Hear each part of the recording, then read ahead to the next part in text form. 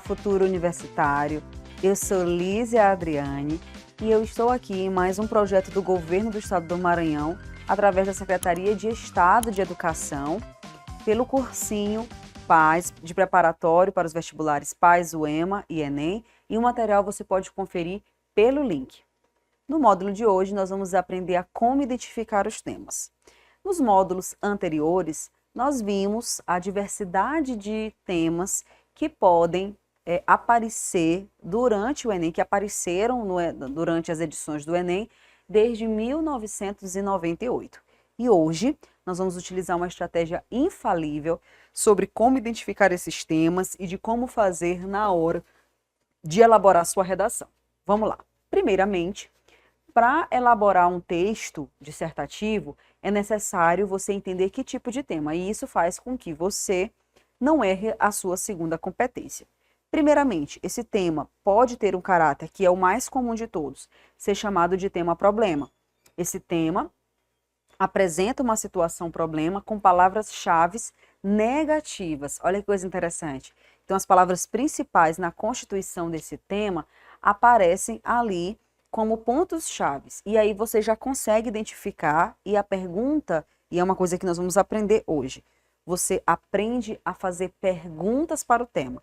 Por exemplo, em 2022, o tema foi Desafios para a valorização de comunidades e povos tradicionais do Brasil. Qual é a palavra-chave daqui? Desafios. Qual é a segunda palavra-chave? Valorização de comunidades e povos. Você está vendo que a palavra norteadora é desafios.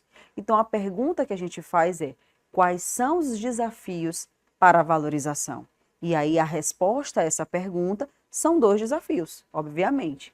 Tudo bem? 2021, o segundo, invisibilidade e registro civil, garantia de acesso à cidadania no Brasil. Olha que interessante. Se o tema traz para mim sobre invisibilidade e registro, eu já tenho aqui uma questão que trata sobre essa invisibilidade. Invisibilidade é uma questão problemática. Então, por que há essa invisibilidade? Deu para entender isso? E a gente sabe que isso dificulta a garantia de acesso à cidadania no Brasil. Olha o outro, o estigma associado às doenças mentais. Bom, se a gente tem a expressão o estigma, a gente tem aqui, e aí eu me lembro que muitos alunos ficaram na dúvida sobre o que é estigma. Meu Deus, o que é estigma? Como é que eu posso dizer isso? E aí, no texto motivador 1, o texto se dedicava exclusivamente para definir o que era estigma. E aí, o estigma associado às doenças mentais, a pergunta que nós fazemos para o tema é: por que há esse estigma? Por que há esse preconceito e esse tabu ao falar das doenças mentais? Olha que interessante.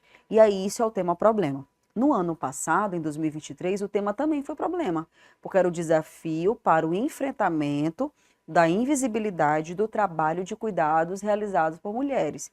Então, a pergunta que eu vou fazer para descobrir qual é o meu percurso argumentativo é: quais são esses desafios? Então, aprenda a fazer essas perguntas quando o tema tiver essa característica de tema-problema. O tema também já foi uma questão do Enem, já foi uma proposição do Enem, o tema ser de característica solução. E, diferentemente do tema-problema, você tem aqui um recorte para a solução. É como se o tema já apresentasse uma palavra propositiva. Olha essa palavra que eu estou falando, propositiva. E o que é uma palavra propositiva? Uma palavra que já traga ali para mim pontos positivos. Ou pontos apenas do caráter positivo, apenas benéficos, ou pontos que fazem com que você levante caminhos e soluções. Por exemplo, no Enem de 2016, que teve a segunda aplicação, olha como ficou: caminhos para combater o racismo no Brasil. Olha como caminhos é uma palavra problemática. Então, qual é a pergunta que eu faço para descobrir qual é o percurso argumentativo? Quais são esses caminhos? E aí o aluno teria que dizer 2 formas, na tese, 2 maneiras de solucionar esse racismo, esse combate ao racismo. E outra, caminhos para o combate à intolerância religiosa no Brasil, que também foi o Enem, a primeira versão. E esse segundo tema, que foi relacionado também e aconteceu em 2016, caminhos para o combate à intolerância religiosa, ele também trabalhava sobre isso. Detalhe para uma coisa interessante: Racismo e intolerância religiosa são dois problemas. São duas situações ainda não resolvidas. Se o tema da minha, mesmo que o tema da minha redação, ele tenha um caráter positivo, mas olhem como o problema aparece. Lembrem-se sempre que o Enem vai trazer uma problemática. Se ele está propondo para vocês caminhos para combater ou para o combate, significa dizer que tanto o racismo quanto a intolerância religiosa são problemas que acontecem, são problemas persistentes e que são dignos de um combate, de um efetivo combate. Olha como o problema aparece ali, mas ele pode aparecer sob essa forma. O tema também pode ser um tema que a gente classifica como tema consequência. Como assim, Lísia? O tema consequência, ou como o próprio nome já diz, é um tema que na estrutura dele já aparece alguma palavra que remeta a esse significado. Por exemplo, efeitos, resultados, impactos. Vamos supor que o tema caia impactos da mudança climática no Brasil. Já pensou cair sobre isso? Já que a gente está discutindo muito sobre mudança de clima. Então, isso aqui tem a ver com o fato de que eu tenho um problema. Por exemplo, se eu tenho impactos da mudança climática, então a mudança climática se revela para mim como um problema. E esses impactos são impactos negativos. Só que em 2013, esses efeitos da implementação da lei seca no Brasil não eram efeitos negativos, eram, pelos textos motivadores, eram efeitos positivos, visto que a lei seca não é uma coisa ruim. Só que o aluno levantaria, por exemplo, dentro do corpo do texto, uma própria estrutura que a gente chama de contraponto. Ou seja, qual é a dificuldade que se tem de aderir a essa lei seca? Quais são as dificuldades de implantação? Será que ela foi implantada em todos os estados de maneira homogênea? Será que todas as pessoas realmente respeitam a lei seca? Será que ela está sendo fiscalizada e monitorada? Tudo bem? E aí, sempre pensa que o tema consequência, ela gira, né? Ela gravita ali em torno de consequências e efeitos de um determinado problema existente no Brasil. Uma outra que também tem é um tema chamado tese. Essa própria palavrinha que faz parte de uma estrutura da introdução, ela também pode servir como um tema. Isso é cara de UEMA. A UEMA ama temas teses, até porque o UEMA não necessariamente tem ela tem uma abordagem problemática. O Enem, a UEMA, enquanto o Enem quer que você resolva, levante causas e consequências de um problema, a UEMA não. A UEMA deseja saber qual é o seu ponto de vista, qual é a sua reflexão, né? E aí, esse tema tese, ele não apresenta uma situação problemática aparente, mas a importância desse assunto. E aí a sua tarefa é trazer ali uma determinada crítica ou reflexão sobre aquela proposta. E aí, por exemplo, no Enem, a gente teve dois casos. Primeiro, em 2014, chamado de publicidade infantil em questão no Brasil, e 2012, movimento imigratório para o Brasil no século XXI. Entenda uma coisa super importante. Publicidade infantil no Brasil, ele já está me dizendo qual é a tese. Independente do que eu pense, se é certo ou se é errado, a discussão da lei que estava em vigor em 2014, mas percebam que o tema já traz para mim, ele está em questão, ele está em pauta, ele está em discussão. O que 2014 também poderia trabalhar sob um viés problemático. Se ele está em discussão é porque existe um problema, tudo bem? O movimento imigratório para o Brasil do século XXI. Olha como aqui não tem para mim nada. Se esse movimento é um movimento bom, se esse movimento foi um movimento proveitoso, se ele foi um movimento que fez o Brasil se desenvolver, se fez o Brasil declinar, nós não sabemos isso. Então, o que basta para esse aluno? Discutir sobre esse tema, porque a tese, de certa forma, já está lá. Mas que você pode, lá na tese mesmo da sua introdução, desdobrar em dois aspectos que serão aprofundados, tanto no desenvolvimento 1 como no desenvolvimento 2. E aí a gente também tem o tema que é denominado de dilemático. Olha que coisa interessante. O tema dilemático é um tema que apresenta dois caminhos para serem seguidos.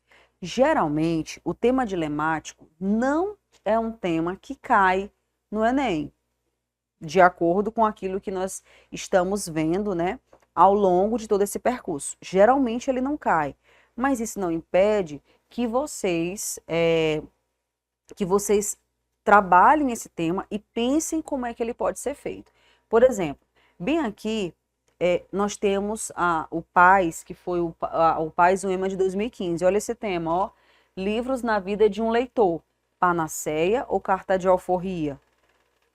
Entendam que quando a UEMA trouxe essa temática, ela desejava que o aluno se posicionasse. O que ele acha que o livro é? O livro é uma panaceia, uma cura para todos os males, ou que é uma carta de alforria, de liberdade. Olha como a UEMA gosta sobre temas de liberdade, sobre os temas mais subjetivos. Eu lembro que em 2022, no começo do ano, ele cobrou sobre o que importa o amor e solidariedade. Viver, o que importa o amor e a solidariedade. Viver é um eterno charco.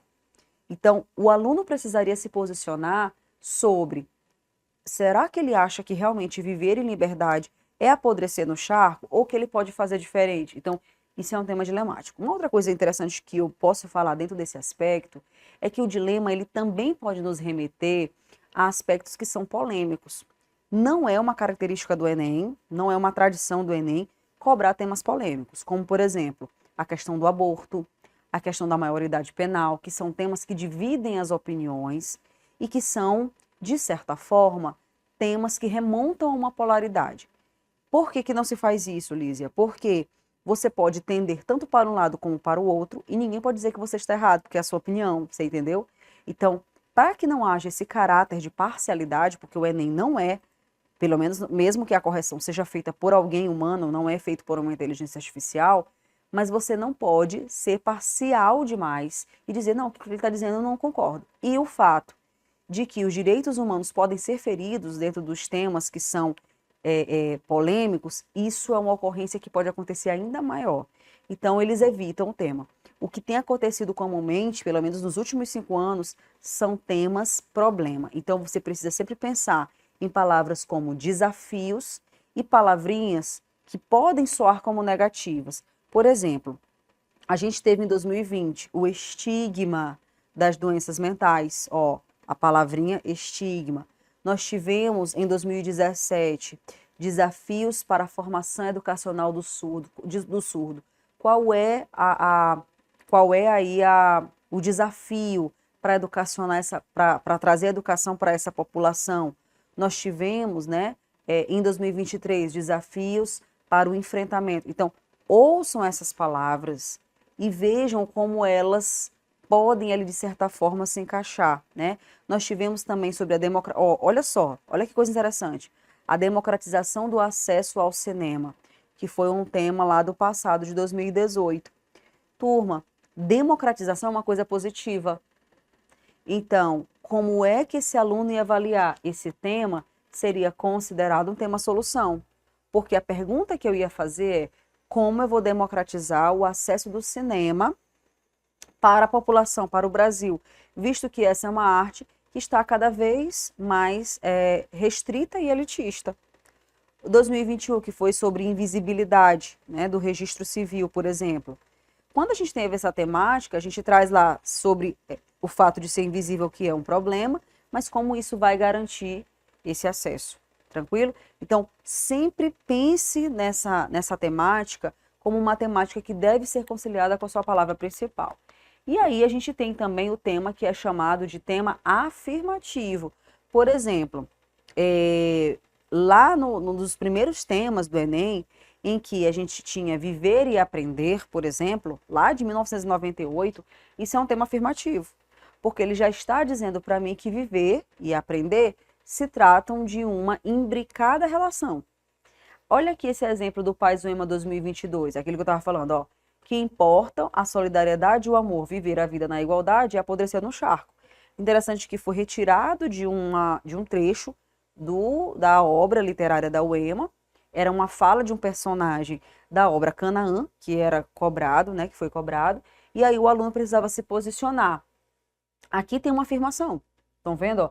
Viver a vida na igualdade e apodrecer no charco. Mas o aluno, muito espertamente, ele poderia ali escolher se ele vai realmente concordar com que a vivência da igualdade é um eterno charco ou não.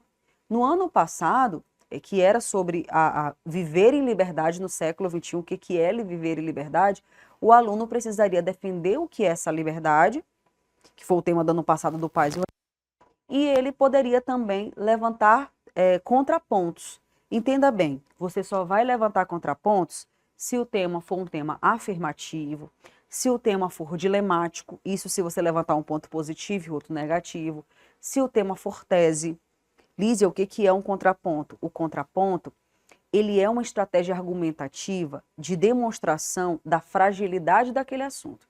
Ele não é muita gente acha que você está desdizendo a argumentação, e não é isso. Eu vou dar um exemplo muito claro de como você esse contraponto em temas assim. Lá no ano do Enem, em que foi sobre democratização do acesso ao cinema, lá continha, né, vamos supor que uma das minhas teses, que aí eu faria a pergunta para o tema, como democratizar, eu colocaria assim, ó, aumentando o financiamento de cinemas em regiões mais remotas. Pronto, essa é a minha tese.